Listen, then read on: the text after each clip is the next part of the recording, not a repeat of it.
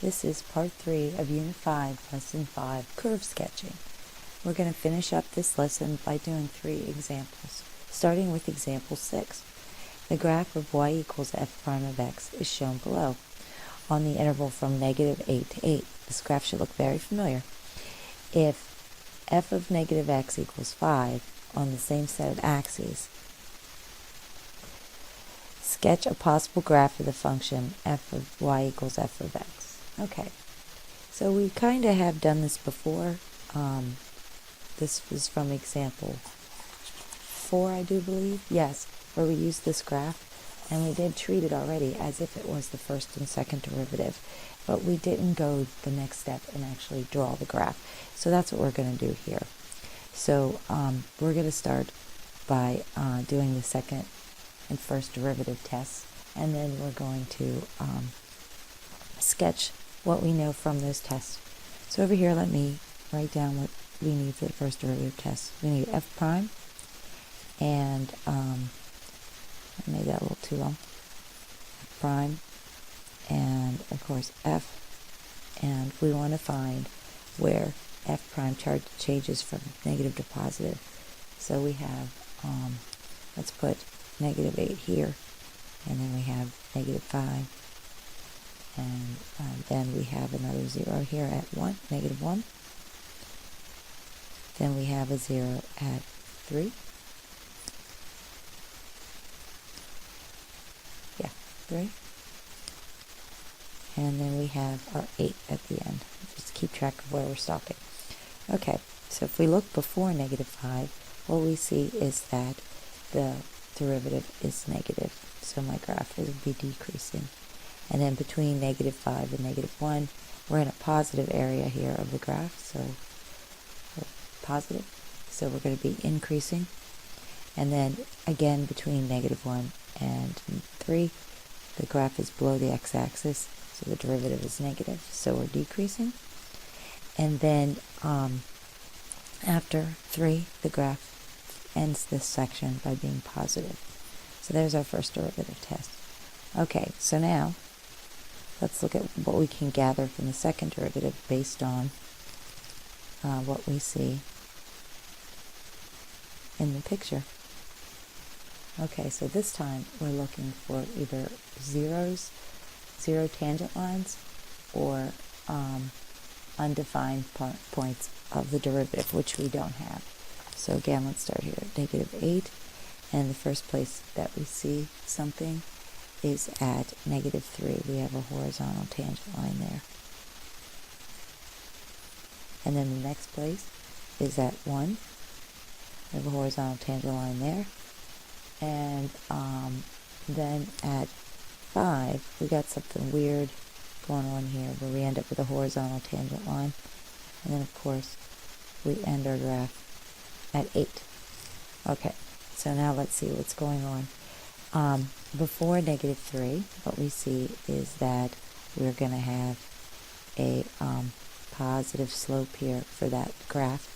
So the second derivative would be positive, and the function would be concave up. Between negative 3 and 1, this whole section, any tangent line we draw there would have a negative slope. So the graph's going to be concave down. And between 1 and 5, we again have a positive slope for those tangent lines. So we're going to be concave up again. And that continues past that other one. We'd have a positive slope there. So we're still concave up. Okay, so what is our graph going to look like then, putting this all together? So we're going to look something like this. We're told that at negative 8 we're at 5, so we're going to start there. So at negative 8 we're up here at 5. And then what we're going to do is we're going to come down, and at negative 5 we're decreasing till we get to negative 3. That's going to be an inflection point. So we're coming down like this. So we have a minimum of negative 5.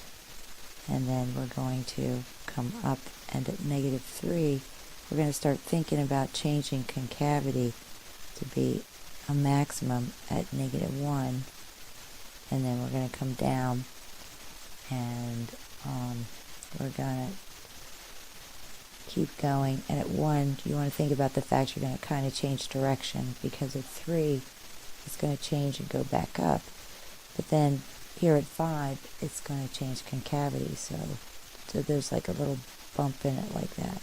This should be a little smoother through here. There we go.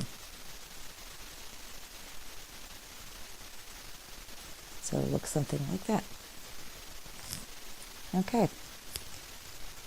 So next example, number 7. A function f of x is defined and differentiable in a closed interval, negative 6 to 6. The graph of y equal f prime of x, the derivative of f, consists of 3 line segments and a semicircle shown in the figure at right. For each question below, find the values for y equals f of x on the interval negative 6 to 6 and justify your reason. Okay, so this is the derivative again. We're supposed to find the x-coordinate of each critical point for y equals f of x. So we're looking for zeros and also if there are any undefined values, but we don't have that in this case. So we have a 0 at negative 4. We have a 0 at 0. And we have 1, 6, but that's the endpoint. Remember, critical numbers cannot be at an endpoint. So y f prime of x equals 0 at these points. I know it didn't ask us for a reason, but I think it's important that we have it. Okay, next question. Find the x-coordinate of each relative extrema and label its max or min. And in that case, we only have 1, because that's going to be at x equals negative 4. And our reasoning is f prime changes signs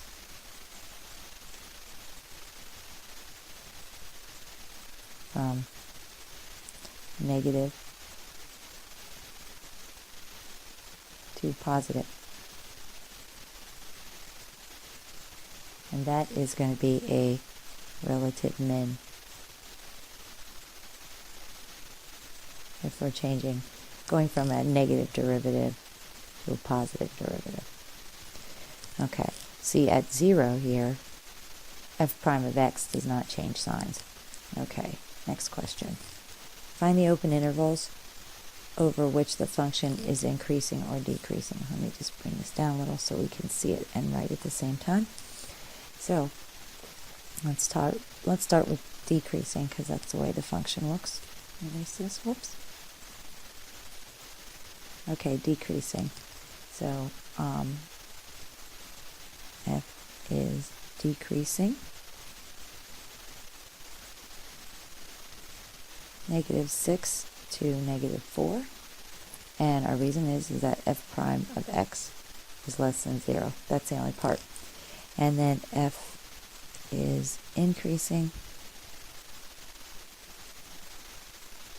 from negative 4 to 0. And then I'm going to write this in a couple of pieces because of the way the graph was introduced. So I'm also going to do from 0 to 4 and then from 4 to 6, because it was described as being made up of 3 endpoints and a semicircle. So that way, from the graph, I mean, it looks like it's just completely connected through here. But because it's made of a piecewise function, I'm going to list each of the increasing sections by their pieces, so that way you don't have to worry about any kind of, like, what's a good way to put it? I have to worry about anything that you weren't described in the description, but you're still covering all the areas of increasing and not violating anything that might be part of the function, since we don't have it in front of us.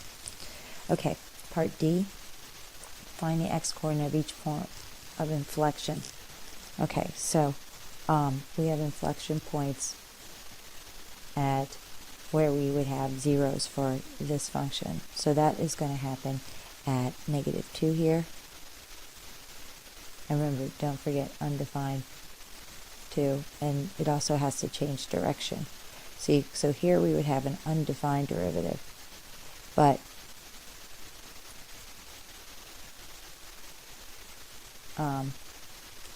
why didn't I put this one down at 0?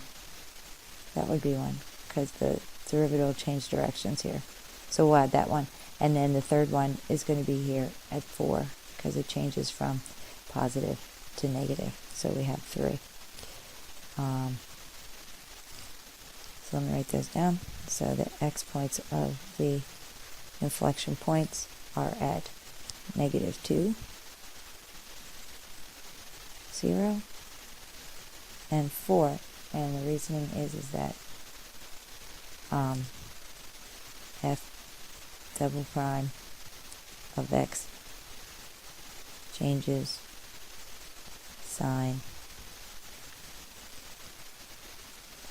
from negative to positive,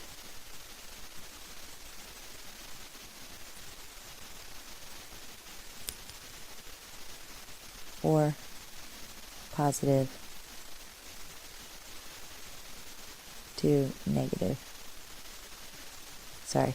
And the other reason would be too is that at x equals -2, f double prime of x equals 0, and at x equals 0 and 4, f double prime of x does not exist. Okay, those are our criteria for an inflection point. And then finally, the last question, even though I don't have it on the screen, but you have it in front of you, find the intervals over which the function is concave up or concave down. So let's go through that here. Move this down. Erase all this. Whoops. Erase all this. Okay, concave up or concave down. So what we're going to find is from -6 to -4, since the function, the derivative of this, the second derivative, is positive, will be concave up, and it is still positive from -4 to -2. And then again, the slope of the tangent line here from 0 to 4 is positive. So those 3 sections are going to be our concave up sections. And again, I'm writing them in terms of the segments of the graph. So we have, I'll write them over here for now, -6 to -4, 4, oops, sorry, forgot the negative. -4 to 0. I'm sorry, -4 to -2. And then 0 to 4. Here we're concave up. Okay, and then going back, we're going to be concave down from -2 to 0, because the derivative will be have a negative slope, and then also from 4 to 6. Okay, so let's write those on there. So we have that we are -4, whoops, -6 to -4, -4 to -2, 0 to 4, f double prime of x is greater than 0, so we're concave up. And then we're concave down from -2 to 0, and then again from 4 to 6, because f double prime of x is less than 0, so we're concave down.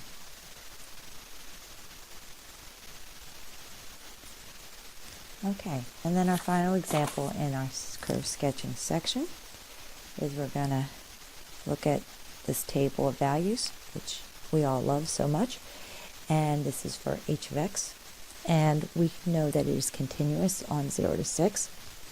It's twice differentiable, except at 3, and you can see that in the table. We have 2 do not exist there for the first and second derivative, and the function and its derivative have the properties indicated in this table, and we use the table to sketch h of x. Okay. So I'm going to get rid of the directions here so we can see everything in front of us. Alright, so here's some things that we know. We know that, let's sketch the points of h that we have. So we know at 0, h is 3. We know at 2, h is 0. We know at 3, h is at negative 3. And we know at 5, h is 0. Okay, so what happens before that? So between negative 3 and negative 2, we want to decide if it's concave up, concave down, and obviously it should show that it's decreasing, which it does, because the derivative is negative here and here, and tells us right here that what's going on with the derivative is negative. We're also told that the second derivative is negative as well. So that means we're going to be concave up. I'm going to kind of bulge out here to, without the shaky hand, bulge out here to 2 like that. And then what happens after 2? What we have is the first derivative is still negative. The function's going to cross over the x-axis. But the second derivative is positive, so it has to show that it is concave up. So we're going to kind of go like that. And then, after negative 3, the function itself is still negative, so it's continuous here. Now we're going to change direction and increase because the first derivative is positive, but the second derivative is negative, so it's going to be concave down again till we get to 5. So it's going to be kind of like that. And then after 5, the first derivative is negative, and the second derivative, I'm here. Everything's positive, so I'm going to be above the x-axis, increasing, and concave up. So that's, we only have it till 6, so you can do like that. Okay? And that's how you use the table. And then our final example. We have f of x defined and differentiable on the closed interval negative 6 to 5. The graph of the derivative of f is shown in the figure and has a horizontal tangent line at x equals negative 3 and x equals 2.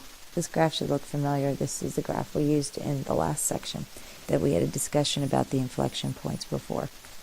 Find the x-coordinate of each relative extrema on negative 6 to 5 and identify them as a minimum or a maximum and justify. Okay, so we're looking for 2 things. We want f prime of x to equal 0 and f prime changes sign.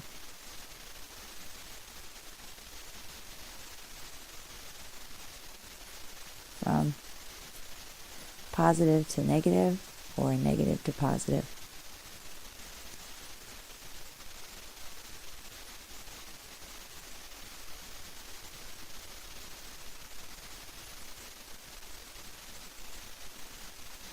Get the reasoning out of the way so we know what we're looking for. So that happens here at negative 5. We're going from positive to negative, and that's at 0. That happens again at 0. Actually, it doesn't happen at 0. Oh yeah, it does. It happens at 0. I get confused sometimes whether I'm looking at the first or second derivative or the function. And then it happens again at 4. Okay, so find the x-coordinate of each inflection point and justify your reasoning. So it's going to be the same kind of argument here. We have 2 inflection points. We're looking for where I'll put that in blue. We're looking for where f double prime of x equals 0 and f double prime changes signs.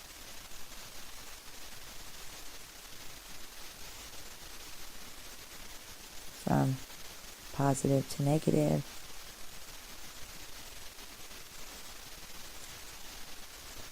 Or negative to positive.